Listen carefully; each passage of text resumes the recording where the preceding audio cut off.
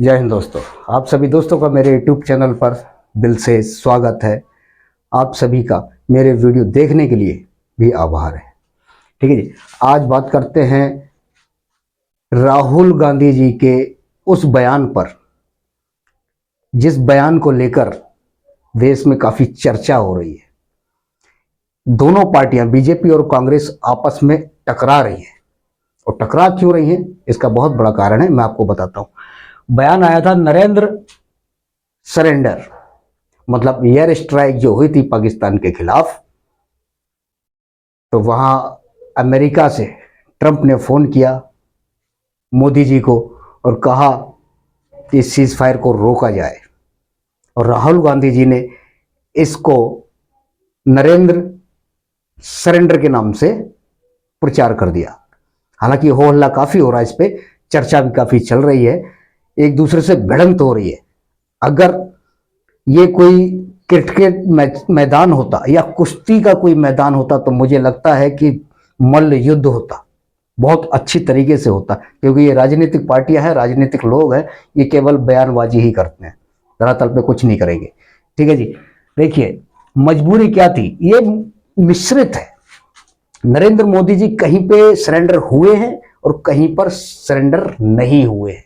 ये मेरे ख्याल से मिश्रित है। अब तक जो मैंने समीक्षा की है मोदी जी के कामों की, उनके कार्य की, ठीक है जी, कहीं पर सरेंडर हुए हैं और कहीं पर सरेंडर नहीं हुए हैं। ठीक है, उसका हम विश्लेषण करते हैं। सरेंडर और मजबूरी क्या थी, अमेरिका ने मोदी जी पर कैसा दबाव बनाया। सबसे बड़ा दबाव जो है वो ये है कि अडानी जी का एक केस अमेरिका में रजिस्टर्ड है, FIR रजिस्टर्ड है, क्योंकि वहां पर उनकी कंपनी की तरफ से, वहां पर भी एक कंपनी है अमेरिका में, एक शाखा है अडानी जी की, वहां पर उन्होंने एक कोई घोटाला किया है, बड़ा तगड़ा घोटाला। उसकी जांच हुई तो पता चला कि अडानी जी और उनकी कंपनी के कर्मचारी, जो बड़े ओहदे पर जो बैठे हैं, जो अधिकारी हैं, वो इसमें शामिल पाए गए हैं। तो ट्रंप जो है उन्होंने ये दबाव बनाया कि सरेंडर कर दो, सीज फायर रोक दो पाकिस्तान के खिलाफ। अगर आप पाकिस्तान के खिलाफ सीज फायर नहीं करेंगे, एयर स्ट्राइक ऐसे ही करते रहेंगे, तब हम ऐसी हालत में अडानी जी का गिरफ्तारी जो वारंट जो इशू हो चुका है, हम उसको नहीं रोक पाएंगे। अगर आपने सीज फायर कर दिया तो अडानी जी का केस रफा दफा हो जाएगा, ऐसी चर्चा है, चल रही है। उस दिन के बाद से अडानी जी के केस पर कोई चर्चा भी नहीं हुई है, ये भी बात सच है, क्योंकि उनका केस अब दब गया है।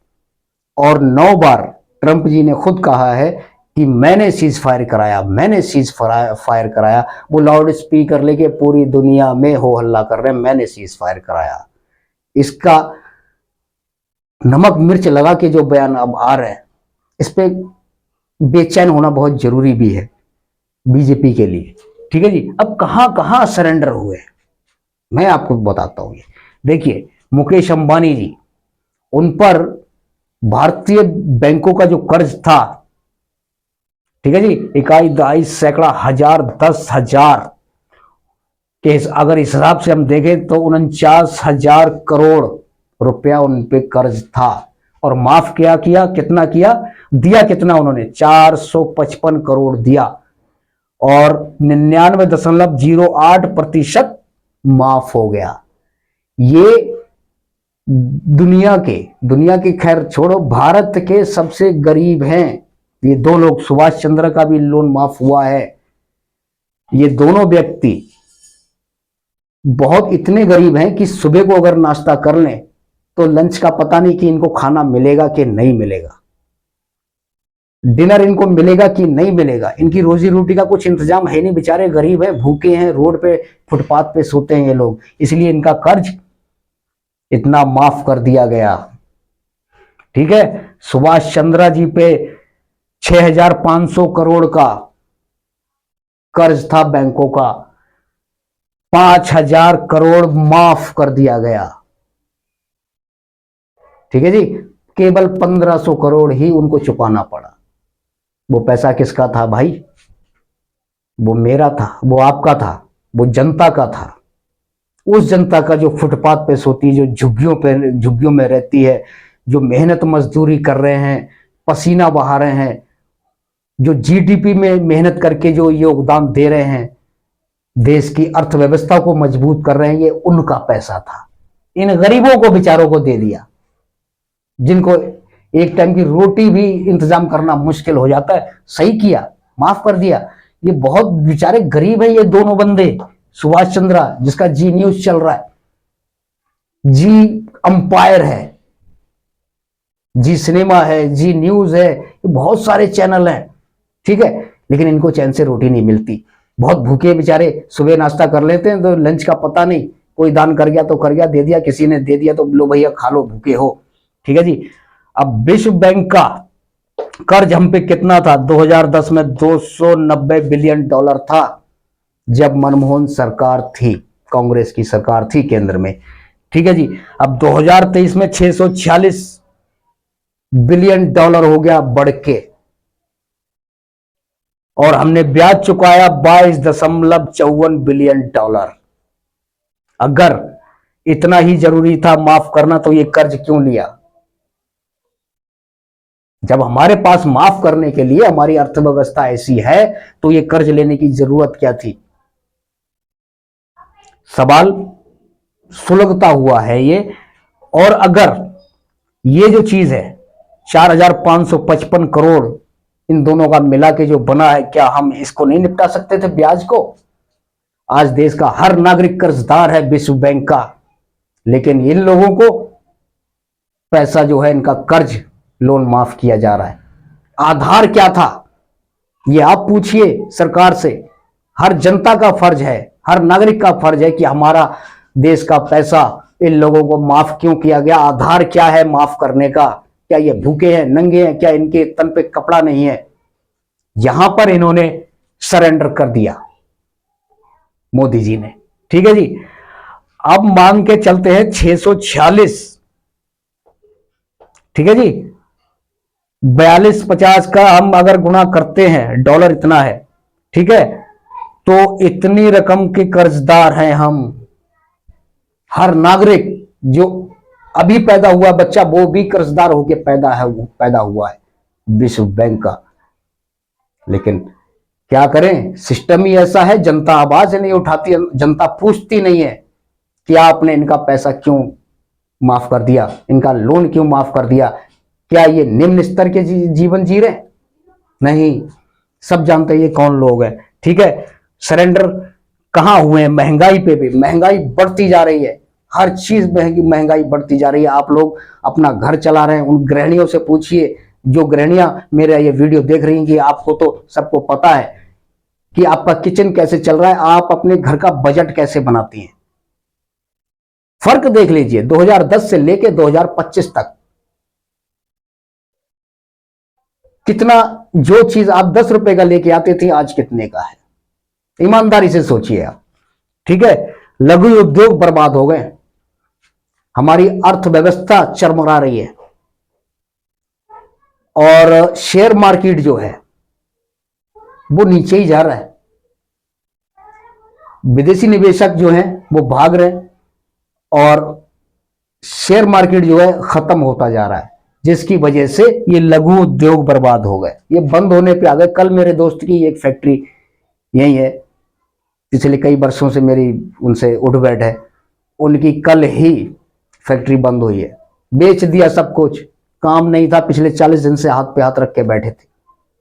अब वो फिर कुछ अपना जुगाड़ करेंगे रोजी रोटी का, कुछ दूसरे कामों में देखेंगे कि भी क्या चल सकता है, ठीक है जी। अब बात करते हैं कहां सरेंडर नहीं हुए। किसान आंदोलन पिछले कई वर्षों से एमएसपी गारंटी कानून के लिए आंदोलन कर रहे हैं, संघर्ष कर रहे हैं कि उनकी उपज का सही दाम उन्हें मिले, कि हमें रोड पे फेंकना ना पड़े। ऐसी कई बार मैंने देखा है कि किसानों को उनकी उपज का सही दाम नहीं मिलता है तो वो रोड पे फेंक देते हैं। अभी तमिलनाडु में देख लीजिए, किसान को 200 रुपए प्रति कुंटल के हिसाब से प्याज का भाव का जो नीलामी हुई, 200 रुपए प्रति कुंटल के हिसाब से उसकी नीलामी हुई। उसने क्या किया, नीलाम नहीं किया, प्याज उठा के रोड पे बिखेर दिया और लोट मार रहा था, रो रहा था। उसका जो इन्वेस्ट था, जो लागत थी, वो भी नहीं निकल रही थी। आपने सबने देखा होगा, पूरे देश में ये वीडियो वायरल हुआ था। ठीक है जी। अब शेयर मार्केट पे भी इन्होंने सरेंडर कर दिया है, कुछ नहीं कर रहे हैं, कोई उपाय नहीं ढूंढ रहे। हमारे वित्त मंत्री जी भी ऐसे ही है, उनकी कोई बयान नहीं आ रहा है, कोई चर्चा नहीं कर रहे हैं, कोई बैठक नहीं कर रहे हैं इस पे कि देश का जो मेन पॉइंट है, मेन कारोबार का जो हमारा देश की अर्थव्यवस्था, हमारे देश का जो भविष्य जो तय करता है आर्थिक, उस पर कोई चर्चा नहीं हो रही है। और कहां सरेंडर नहीं हुए हैं, बुलडोजर एक्शन पे भी गरीबों के घर गिराए जा रहे हैं, उनकी झुग्गियां साफ करी जा रही है, उनको बेघर किया जा रहा है। जिनका घर भी देखते हैं, घर भी गिरा रहे हैं, जिनके सही 50 वर्षों से, पिछले कई वर्षों से बुलडोजर चल रहे हैं, उस पर कोई चर्चा नहीं हो रही है। क्यों? क्योंकि ये मकानों को बनाने का परमिशन किसने दिया? प्रशासन के अधिकारियों ने ही दिया होगा, शासन के अधिकारियों नेताओं ने दिया होगा, जिनकी पकड़ है। ठीक है जी। लेकिन उनको सजा नहीं मिल रही है जिन्होंने आज ये बनाने का परमिशन दिया। रिश्वतखोरी के बल पे, रिश्वत लेके चीज आप बनाइए, उनके खिलाफ आप कार्रवाई करके दिखाइए। जिसने इन लोगों को गैर कानूनी तरीके से बिना नक्शा बनाए जिन्होंने घर बनाए और रिश्वत जिनको मिली, जिन्होंने मांगी, आप उन पे कार्रवाई करके दिखाइए तो मैं मानूंगा। ठीक है। सरेंडर आप यहां नहीं हुए हैं और वक्फ बोर्ड पर भी सरेंडर नहीं हुए हैं, जबकि जमीन मुस्लिमों की है, उनकी अपनी दान की हुई है, उनके अपने इस्तेमाल के लिए है। अगर वो वक्फ बोर्ड की एक गलती मैं मानता हूं कि उन्होंने इस जायदाद का सही जगह पर इस्तेमाल नहीं किया, खा गए, ये गलती मानता हूं मैं, खुले दिल से मानता हूं। इन्हें करना चाहिए था कि मुस्लिम कम्युनिटी में या गैर मुस्लिम कम्युनिटी में भी अगर कोई गरीब है उसकी मदद करते इस प्रॉपर्टी के हिसाब से, स्कूल, कॉलेज या हॉस्पिटल बना दिए जाते। नहीं सोचा, ये गलती मैं मानता हूं। चुनावी जनसभा में सरेंडर नहीं होते हैं, ऐसे ऐसे शब्द, ऐसे ऐसे वाक्य, ऐसे ऐसे मुहावरे निकाल के लाते हैं कि जनता पिछले जो इनके कर्म हैं नेताओं के, उनको भूल जाते हैं, क्योंकि उनमें बातों में मसाला होता है, चटकारा होता है। ठीक है। अब क्या है, नौकर और मालिक का धर्म मोदी जी निभा रहे हैं बहुत अच्छी तरीके से। और कहां कहां निभा रहे हैं मैं वो आपको बता रहा हूं। चुनाव आयोग पे निभा रहे हैं, सुप्रीम कोर्ट पे भी निभा रहे हैं और मीडिया पे भी निभा रहे हैं। चुनाव आयोग को कोई मतलब किसी तरीके से उनको छूट नहीं दी गई है, वो एक नौकर की तरह काम कर रहे हैं। जिस तरीके से आप का काम करने के लिए किसी नौकर को रखते हैं, उसके बदले में आप पेमेंट देते हैं, इसी तरीके से ये काम कर रहे हैं। सुप्रीम कोर्ट भी, कोई अगर फैसला होता है, कोई केस चल रहा होता है, तो वो उस पे शिकंजा कसा जाता है उस जज पर, और बाद में उस जज को जब रिटायरमेंट होता है तो उसको राज्यसभा सांसद या लोकसभा सांसद या कोई दूसरा पद दिया जाता है रिटायरमेंट के फौरन बाद, क्योंकि ये वचन होता है कि आप हमारे मन मुआफिक काम करिए, तब हम आपको रिटायरमेंट के बाद कुछ और बड़ी उपलब्धि देंगे। देश ने देखा है कई सुप्रीम कोर्ट के जज जो हैं वो देश के बड़े बड़े ओहदों पर बैठ गए रिटायरमेंट के बाद, यहां सरेंडर नहीं हुए, यहां पर मालिक बन गए मोदी जी, और मालिक ने नौकर को खरीदा। ठीक है। अब दूसरा है मीडिया। भाई अगर इनको कोई नौकरी पे रखेगा, पैसा देगा, तो नौकर तो मालिक का ही गुण गाएगा ना, और किसी का गुण नहीं गाएगा। चाहे कितना भी उनके सामने नजर आए, कोई कितना भी बोले भाई मेरा भी काम कर दे, वो नहीं करेगा, क्योंकि उसको जहां से सैलरी मिल रही है, जहां से तनख्वाह मिल रही है, वो उसी का काम करेगा। तो ये जो चीज है, ये मालिक और नौकर का जो धर्म है, वो ये लोग यहां निभा रहे हैं। तो सरेंडर और नरेंद्र में ये मिश्रित फल था और आगे भी चलेगा। देश देख रहा है, जनता देख रही है, लेकिन चुनावों को प्रभावित करने के लिए कुछ ना कुछ ऐसा किया जाता है कि सब कुछ जानते हुए भी, समझते हुए भी जनता गुमराह हो जाती है और वोट ईवीएम। ठीक है जी, आज के लिए इतना ही। अगर ये मेरा वीडियो आपको अच्छा लगा हो तो सब्सक्राइब कीजिए, लाइक कीजिए, बेल आइकन को दबाना ना भूलें। धन्यवाद। जय हिंद।